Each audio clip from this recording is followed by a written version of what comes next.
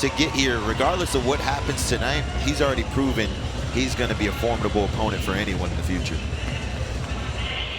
No question about it as Yianni and PJ make their way to the center of the mat.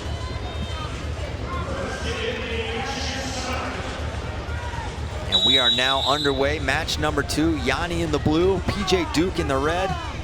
Oh my gosh, right away. Ridiculous 2 for Yianni Diakomihalis. Jordan, what did he do there? Look, the ref wasn't even prepared. He was scrambling for his whistle. He wasn't even sure what was going on. It looked like he hit one way then the other.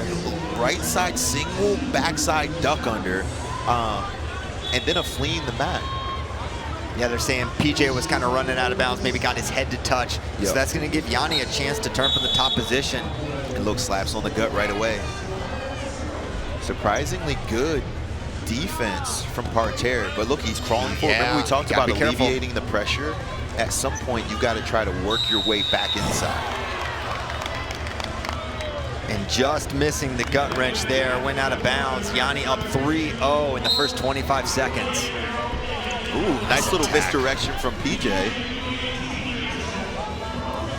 And look, Yianni's been known to do this. He'll belly out full send in order to get to that single leg. He'll walk his fingers up the hamstring to try to get him connected. And once he gets there, he's typically money with his finishes. Oh, good stutter and go there from Yianni Diakomihalis, building up to a double leg now. Okay. Trying to switch inside is PJ Duke. If he can get his hips in. Oh, now what's going to be the call here? This is interesting. 1 point blue. That's a good call. So getting the step out before the roll. Yeah, and a great scramble position. I like what Duke did coming back inside. It's almost like the switch position, outside crotch left. And we're going to have a challenge here. They're probably not going to like the result, but they didn't have the good view that you did, Jordan. I know. If I could, listen, if I could, KD, if we could lock eyes, I'd wave them off like, no, don't waste your challenge here. You're going to give up an additional point. He didn't have the viewpoint from the far side of the mat. You know, his emotions are running high here. Watch, you'll notice, boom, step out there, and then the sequence begins. The hard thing is continuation. How much if you start a sequence inbounds, but you land out to start or to go with the sequence, who do they attribute that to? Yeah. Because he went 2 steps. He went 2 steps out. Here's the first, 1, left, 2. Yeah, that left foot goes out before Yianni. Here, and right there, that's 1. So yeah, that call is gonna stand, I would have to assume there, Jordan, because it's when the foot goes completely out, not partially. Right there, whole foot's out, that's 1. And so whatever follows afterwards. Challenge decision on the men's mat. You're allowed to step out of bounds in a continuous action and finish your action to score. In this position is continuous action. Red takes blue from his knee to a danger position for 2 points. 2 points, red. The challenge is 1. All right. A surprising result there in the challenge, Jordan. So good challenge from KD there, as it turns out. Hey, KD's a wizard at this. Yeah. You remember the way that the Ridge Lovett match finished up at the trials? Crazy. Or how about the Bryce Andonian inside trip to the throw? He ends up going from giving up 4 to only 1. He had a ton of favorable calls, and it's all been the challenging of KD. He knows his stuff. So they gave the continuation there for the offensive wrestler, saying that he was not defending in that position. And that's the distinction, as we've got 1:40 to go in the opening period. 3-2 lead still for Yianni.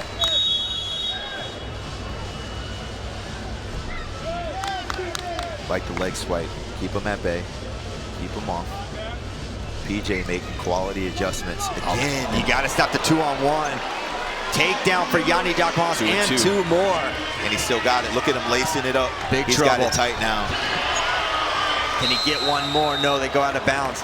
And I think PJ may have to abandon that 2-on-1. 2-on-1's got to go. Every time he's going with the same sequence. 2-on-1, sweep single far side. But here's the thing. He doesn't run backside. He immediately comes hips and butt and head up and tries to elevate you off the mat. Shot from PJ Duke there.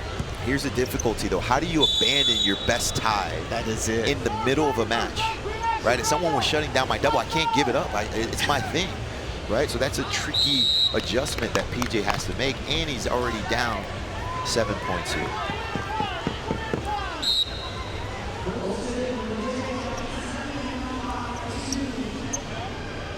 On at the head is Yianni with that left hand, now right.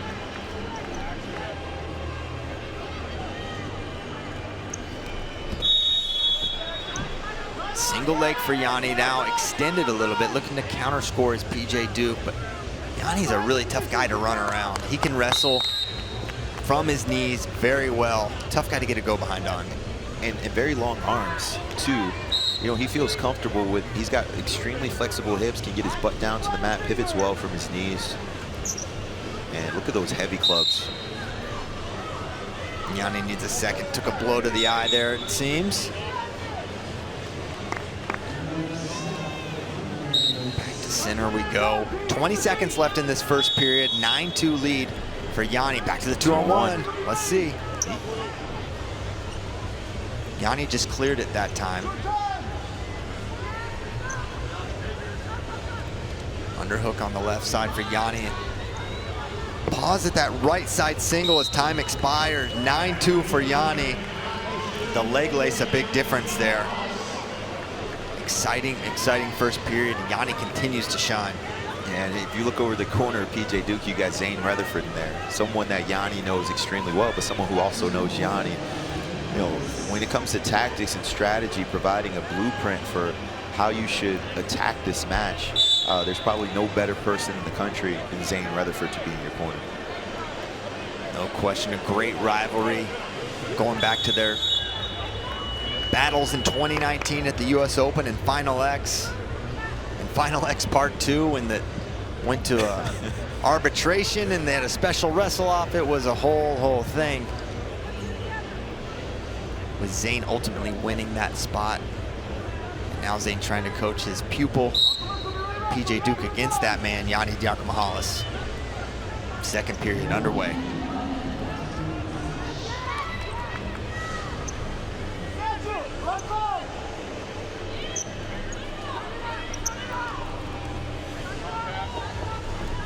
Times the hands, but looking to run around is PJ Duke, but just great recovery by Yianni.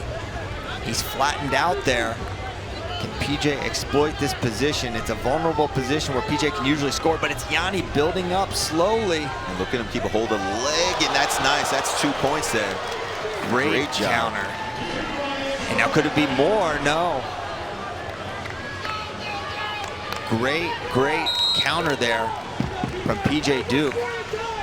Yianni was in on that shot, but it's a great exposure from PJ Duke. 9-4 now the score. It's Duke's counter offense that's the most threatening part of this game. Is if you miss a shot. Oh, that was pretty. Fake 2-on-1. Big jump, single leg to the opposite side. Must be saying no more fingers. And go right back to the fingers.